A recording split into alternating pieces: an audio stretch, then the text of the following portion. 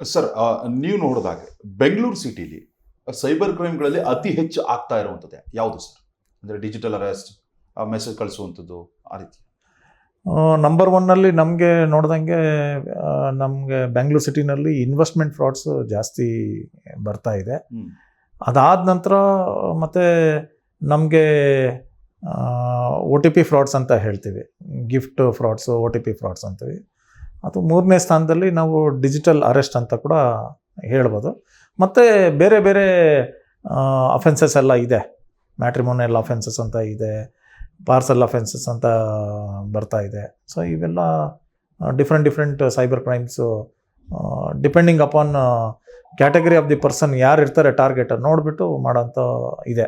ಇನ್ನೂ ಅದು ಅತಿ ಹೆಚ್ಚು ಇಂಪಾರ್ಟೆನ್ಸ್ ತೊಗೊಳ್ಬೇಕಂತ ಹೇಳಿದ್ರೆ ಇನ್ಸ್ಟಾಗ್ರಾಮಲ್ಲಿ ನೀವು ನೋಡಿರ್ಬೋದು, ಒಬ್ಬನ್ನ ನಾವು ಅರೆಸ್ಟ್ ಮಾಡ್ಕೊಂಡ್ವಿ. ಅವನು ವಿವಿಧ ಪ್ಲೇಸ್ಗಳಲ್ಲೇ ಹೋಗ್ಬಿಟ್ಟು ಲೇಡೀಸ್ದು ಪ್ರೈವೇಟ್ ಪಿಕ್ಚರ್ಸ್ ಎಲ್ಲ ತೊಗೊಂಡ್ಬಿಟ್ಟು ಇನ್ಸ್ಟಾಗ್ರಾಮಲ್ಲೆಲ್ಲ ಹಾಕ್ಬಿಟ್ಟು ಅಂಥವ್ರು ಕೂಡ ಮಾಡೋದು ಕೂಡ ನಾವು ನೋಡ್ತಾನೆ ಇದ್ದೀವಿ.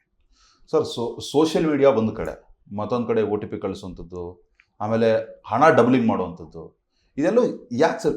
ನಾನು ಇಲ್ಲಿ ನೋಡ್ತಾ ಇರುವಂಥದ್ದು ಎಜುಕೇಟೆಡ್ಡೇ ತುಂಬ ಇದರಲ್ಲಿ ಸಿಕ್ಕಾಕೊಳ್ತಾ ಇರುವಂಥದ್ದು. ಯಾಕಂತಂದರೆ ಮೊಬೈಲನ್ನು ಅವರೇ ಬಳಕೆ ಮಾಡ್ತಾರೆ, ಸೋಷಿಯಲ್ ಮೀಡಿಯಾದಲ್ಲಿ ತುಂಬ ಆ್ಯಕ್ಟಿವ್ ಆಗಿರ್ತಾರೆ, ಅವರೇ ಹೆಚ್ಚಾಗಿ. ಯಾಕೆ ಈ ರೀತಿ ಆಗ್ತಾ ಇದೆ ಅಂತ? ಈಗ ನೋಡಿ, ಬೆಂಗಳೂರು ಬಂದ್ಬಿಟ್ಟು IT hub, predominantly IT hub. So ಎಲ್ಲ ಸಾಫ್ಟ್ವೇರ್ ಕಂಪ್ನೀಸ್ನಲ್ಲಿ ಕೆಲಸ ಮಾಡ್ತಾರೆ. ಪ್ಲಸ್ IT ಹಬ್ ಅಲ್ಲದೆ ಈ ಥರ ನಿಮಗೆ ಎಂಪ್ಲಾಯ್ಮೆಂಟ್ ಅವೆನ್ಯೂಸ್ ತುಂಬ ಜಾಸ್ತಿನೇ ಇದೆ. ಹಂಗಾಗಿ ವೆರಿ ಯಂಗ್ ಏಜಲ್ಲಿ ಅವ್ರ ಕೈಯಲ್ಲಿ ಸಾಕಷ್ಟು ದುಡ್ಡು ನೋಡ್ತಾರೆ. ಆ ದುಡ್ಡನ್ನು ಅತಿ ವೇಗವಾಗಿ, ಅತಿ ಶೀಘ್ರವಾಗಿ ಅದನ್ನು ಡಬಲ್ ಮಾಡಿಕೊಂಡು ಬೇಗ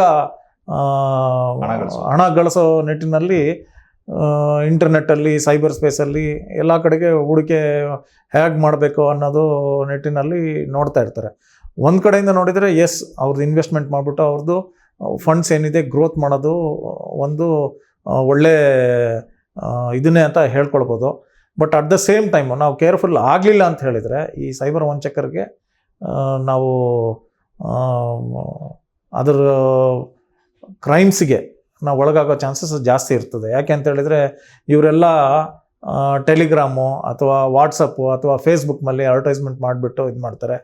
ಆ ಕಡೆಗೆ ಯಾರಿದ್ದಾರೆ ವ್ಯಕ್ತಿ, ಫಿಸಿಕಲಿ ಕಾಣದೇ ಇರೋವಂಥ ವ್ಯಕ್ತಿ ಜೊತೆಗೆ ಸಂಪರ್ಕ ಮಾಡಿಬಿಟ್ಟು ಅವ್ನು ಏನು ಹೇಳ್ತಾನೆ ಅದನ್ನೇ ನಂಬಿಬಿಟ್ಟು ಅವರು ಹಾರ್ಡ್ ಆ್ಯಂಡ್ ಮನಿ, ಅಂದರೆ ಕಷ್ಟಪಟ್ಟು ದುಡ್ದಿರೋ ದುಡ್ಡನ್ನು ಯಾವುದೇ ವೆರಿಫಿಕೇಷನ್ ಮಾಡ್ದೇ ಅವ್ನು ಹೇಳಿದ ರೀತಿಯಲ್ಲೆಲ್ಲ ಹಾಕ್ಬಿಡ್ತಾರೆ.